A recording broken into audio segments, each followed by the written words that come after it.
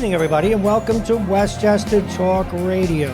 I'm Bob Marone, along with Matt Seiko. We are produced this evening by Shaw Creative and made possible by Hightower Westchester, Robeson, Jaguar Land Rover of New Rochelle, and Michael Labriola Landscape Design. Now we're here at the Best of Westchester. That is a Westchester magazine event that's held every year here at the Glen Island Harbor Club. It used to be called a resort back when they had gambling and such back in the day. Sounds like fun. Folks, do you know that voice yet? I hope so. You should. It's the coach himself from the Peak. That's right. That's right, the Peak 107.1. Fellow morning man, What a pleasure to meet one of my own kin. That's right. I'm not sure I'm contractually allowed to even be here, but that's okay. No, we'll break the rules. I don't know. Look at this day part. Yes. You're on internet radio at 8:30 at night, and I'm not under contract doing mornings anymore, so they can't say you were consorting with your own. Yes, and I don't even know where this is going. Somebody may be on hold right now on customer service. I think that's kind of what part of what Shark Well, that's does, part of right? what he does. I think that's his main income stream. This is way more fun. It is a lot more fun, but it's well, for me, I'm only in radio 20 years. Right. Pardon me. And it's always an honor to meet a veteran, and I have great respect for what you do. Thank you. Because only people who do mornings, yes. I mean, I always say this, and we're going to ask you about it, know that it's not like other day parts. No, you definitely are a not. slave to the clock. Yes. The longest you could have the President of the United States on, and you're lucky if you go more than 8 minutes. Then it's time, temperature, go to commercial, go to the weather, traffic. Yeah. I've always told people, and this is me, and then I want to hear a lot more from you, if I ever kill someone, it'll be exactly at 10 o'clock. Because finally, when I'm off the air, and I'll tell my call screener, don't put anyone through. I tell them I have cancer, tell them I died, tell them I just... So tell me, how long have you been doing mornings at the Peak, and even before that mornings, and what's it like for you? I've been doing mornings 9 years, a little over 9 years now, and you never get used to the hours. No. Well, I did 15. Oh, okay. And I did more than OJ, is how I... Yeah, a lot of people do. Yeah. So do you like it? I do. I love it. I've a couple of odd things about me. I've never hit the snooze alarm in my life. I still don't, and I've never had a cup of coffee in my life either. And so maybe the two are connected. I don't know. No, you're making me feel shame because coffee and Red Bull kept me going. Yeah. I'm by nature a night person. Yes. And when I came to radio 20 years ago, my intent was to get, because mornings are where it's at, That's it. to get a morning show. Yeah. But for me, it was like a Twilight Zone thing, because I got the one thing that my body doesn't like. Right. I'm a night person by trade. Yeah. But like you, never hit the snooze. No. Got up, got to the station, but I did a lot of news and talk. Now, you do music and talk, right? We do music. I have a newswoman and a traffic guy, Pete Torriello, who's been in the business for I know Pete forever. 40 years. Yeah. He was with Storm and Norman back in the 90s on like Z100, and I'm lucky to have him. And Kristen Marks is another, she's my newswoman, and she's just awesome and way smarter than I am, because we needed a counterbalance. We need somebody smart on the show. So Kristen balances me out pretty good, and she's got the information, and we just have a great time. My philosophy is I want to be at the breakfast table with you, having a fun conversation, and we're just having fun on the radio and playing some good music and listening to music together. It makes a lot of sense, because even watching you before, I recognized you. You have a very welcoming way about you. And you can't fake that. No. And it just comes naturally. So I can see you with guests. Yeah. I can see you with your co-workers. Now, the interesting thing, where I worked, I did my own news. So I had to do all the news. So that's a lot of work.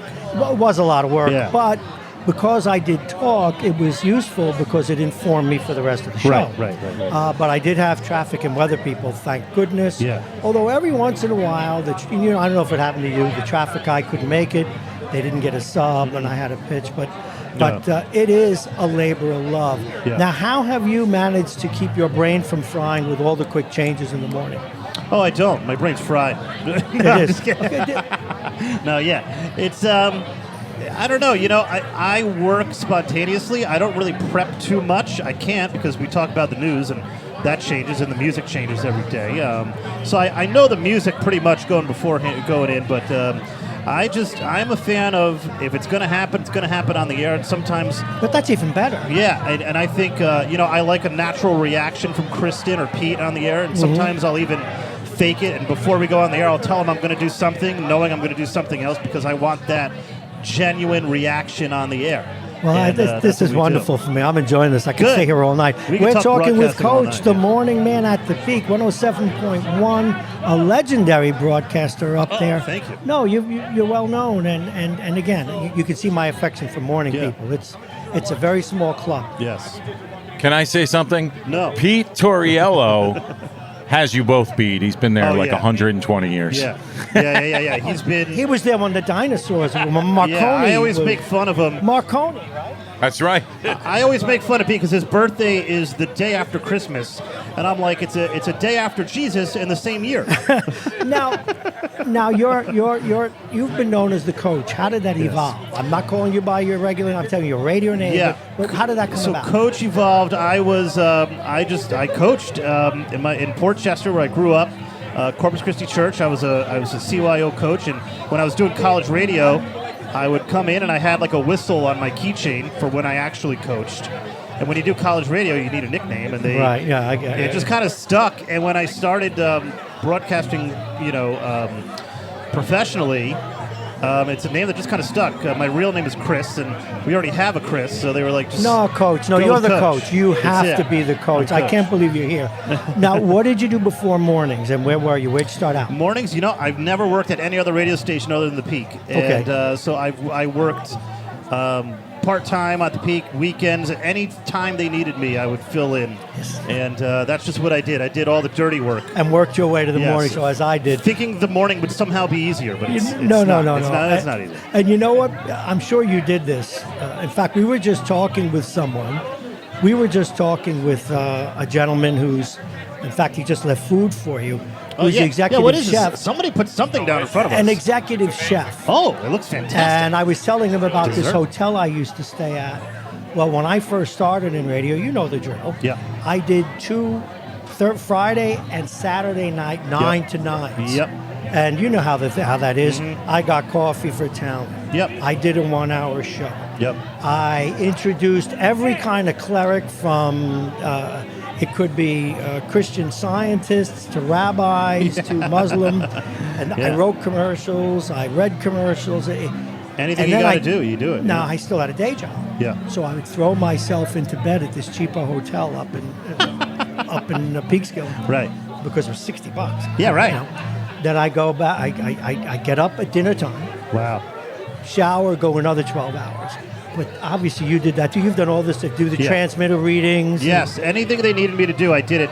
Drove the van around, passed out T-shirts, anything they needed, I would just do it. And then eventually you kind of build, your value gets raised. And then all of a sudden they kind of need you. Like if you were to leave, it'd be bad. And that's the good thing. God, but so you've always been at the Peak. Yes.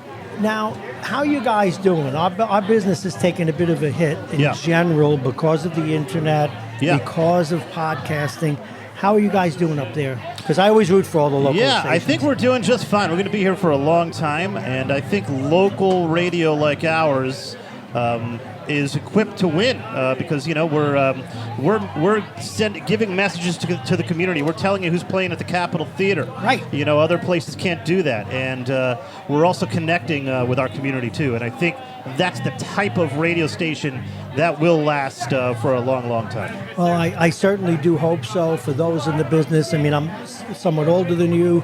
I don't know if I'll go back to mornings. I might, depending on the situation. Yeah. But it is a labor of love. You get addicted to it. Yeah. What's your worst day of the week?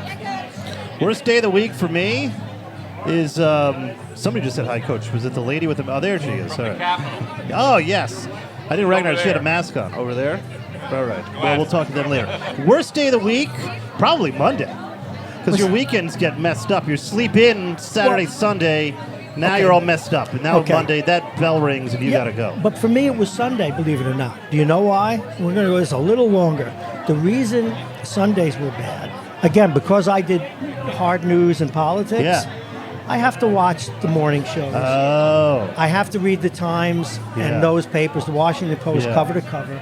Then I have to watch 60 Minutes, and when everyone else is having barbecues or watching football, whatever it is they do on Sunday afternoons, I'm realizing I got to get to bed in a couple hours. Yeah. But you're right. I'm not that disciplined. And Kristen, our newswoman, does all that for me. So I get to just go in and say, what the heck was that? Oh, that's kind of, great, you know what I mean? man. Then that's what I like to do. She does the news, and I'm like, what is that about? What are your hours? 6 to 10 a.m. I wake up at 4:30. I get to the station around 5:30 and let it roll. Oh, yeah, 4:30. Isn't it just wonderful getting up those hours? It's never light out. It's never light out. Never, yeah. And in the winter, you never see sun. Never See sun. No. And I did relate to what you said about the weekend. Saturday morning, I'm sleeping as late as I can. Your body doesn't get used to it. You don't wake up Do you have a nap? Yes, I'm single with no kids, so I get a chance to nap. I can't imagine how anybody with children would pick their kids up from school, because that's the time where we're like, I just died. The first 5 years I didn't nap. After that, for the last 10 on mornings, I napped. Yeah, I just was you need spent. For at least an hour. Otherwise, I couldn't, and your other half. Yeah. The worst. This is a family radio show, but you do run into a problem when you have to be up at 3:30 or 4, and your other half gets romantic at 10 o'clock. Oh, well, I don't have that problem. No, really not now, but me. give it time. I wish I had that problem. So, Coach, you're here. You got to be on the air in the morning. Yes. What time do you hit the sack at night? Believe it or not. This is like therapy. This is like believe it or therapy. not. Yeah, this is. Believe it or not, I probably won't. I don't need that much sleep, so I get to bed at like 11:30, wake up 4:30, and I'm ready to roll. 5 hours is all I need. 5 hours. Well, unless sometimes though it does catch up to you. You do need. Now, do you ever have to do an event or do something on the same night? Occasionally, yeah. But it's a pleasure. So you've been there now 9 years. Yeah, I think going on 10 years. I forget the number. I think 10 years will be November. So now I get the sense you wouldn't leave this market even for a bigger job. No, I love being on the air in your hometown is a heck of a lot of fun. I know, and I've learned that. My mom loves it. She tells all her friends at the hair salon and everything. Well, you see, what I did is I made it my hometown when I first came up here to do radio. Yeah. And never left. Yeah. I toggle back and forth. WVOX. Yeah. Then WFAS. Then back to WVOX. Right. And then I made the mistake of going out on my own 2 months before COVID. Oh, which is a whole nother issue. Right, yeah. But I do this. I do plenty of other stuff. But it is. I got to tell you, he gave me the cue before. But this is a seat of honor for us to have you here. Thank you. It's a seat of honor, Coach. Both ways. No, really. Just thank you for spending time with us. Well, thanks Keep for having doing me. what you do. And again, just listening to your voice again. Thank you. Again, I never listened in the morning because I was busy. You're busy. But no wonder you've been so successful. Thank you very much. Let's have this dessert this guy left here. This looks fantastic. Thanks for having me. Folks, the coach himself from the Peak right here in Westchester County, 107.1. And, of course, I'm Bob Marone. With me is Matt Seiko. We'll be back after these words.